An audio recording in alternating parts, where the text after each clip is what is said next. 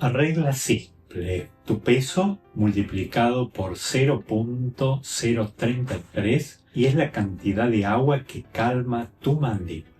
En 30 segundos te voy a dar la fórmula y cómo comprobar si estás hidratado sin ninguna aplicación ni nada por el estilo. Un ejemplo, si pesas 70 kilogramos, lo multiplicas por 0.033 y tenés 2,3 litros por día.